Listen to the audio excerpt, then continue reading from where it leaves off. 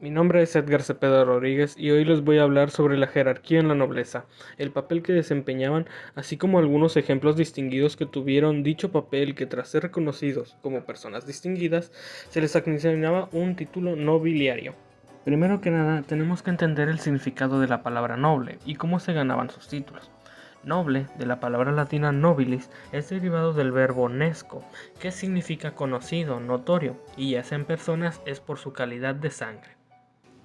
Los nobles se formaban de familias cuyos registros se remontan desde tiempos inmemorables y cuya extensión de territorio eran grandes y vastas. Se basaban ya sea en la agricultura o en la caza.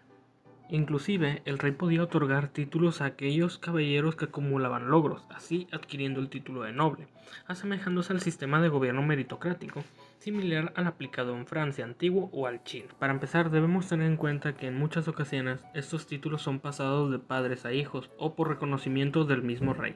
Vamos a empezar con lo que es un archiduque. El título nobiliario de archiduque implica un rango por encima del príncipe o duque y por debajo del emperador, usado para gobernantes no soberanos, como títulos para otros príncipes de la casa de Habsburgo, que fuesen señores de territorios en Austria, pero sin ser ellos mismos los herederos del soberano, utilizado solo por los príncipes de las casas de Habsburgo y Habsburgo-Lorena. Un muy buen ejemplo de este título fue Francisco Fernando, archiduque de Austria Este. Fue archiduque de Austria, príncipe imperial de Austria, príncipe real de Hungría y Bohemia y, desde 1896 hasta su muerte, el heredero al trono austrohúngaro.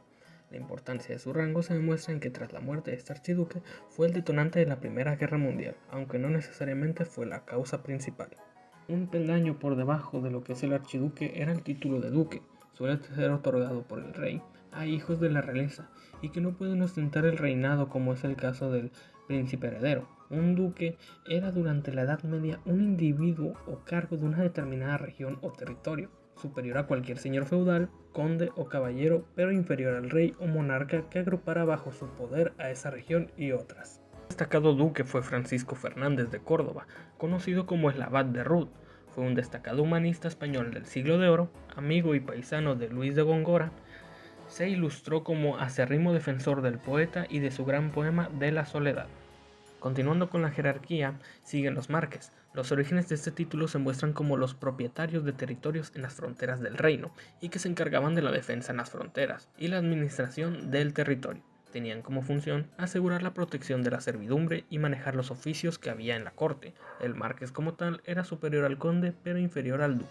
Para dar una mejor ejemplificación sería mencionar al Marqués de Santillana, nombre por el que se conoce mejor al primero del título.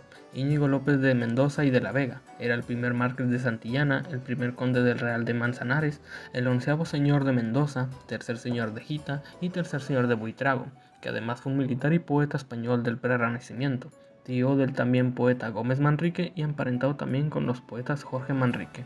Continuando con la jerarquía, los condes, por su parte, eran originalmente los acompañantes del emperador en tiempos del Imperio Romano y que su feudo era llamado condado.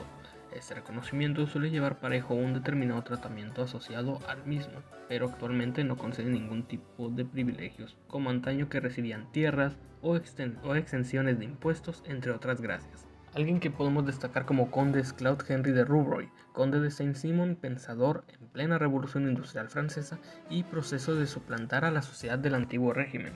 Sus ideas dieron nacimiento a una ideología política y económica conocida como saint-simonismo, que afirmaba que las necesidades de la clase trabajadora debía ser reconocida y satisfecha para tener una sociedad y una economía eficiente.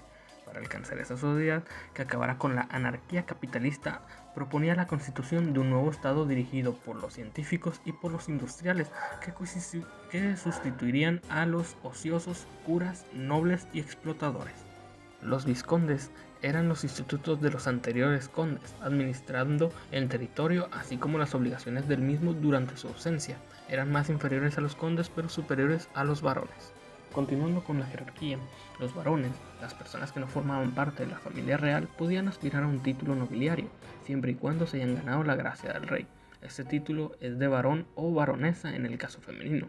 También le es otorgado a miembros de la familia real. Es un título honorífico conocido desde la época feudal. Continuando con la jerarquía, podemos observar que lo que le sigue sería el rey, también llamado o conocido como monarca. Es el jefe de estado de un país, en el cual la monarquía es la forma de gobierno imperante. Este tipo de poder, según las creencias que muchos sostenían en el pasado, tenían un origen preeminentemente divino y la persona que lo recibía debía cumplir con esta obligación perpetuamente, es decir, hasta que la muerte o alguna razón de fuerza mayor se lo impidiesen y la transmisión es hereditaria. Llegando al último escalón se le denomina el emperador, aquellas personas que eran gobernantes de un imperio. Puede haber muchos reyes vasallos de dicho imperio. El emperador es el que se encarga y ocupa de todos los asuntos de todo el imperio. Como tal, dicho cargo tenía la última palabra y en esta descansaba la vida de cada persona de las que formaban su territorio. Su palabra era la última en aplicarse.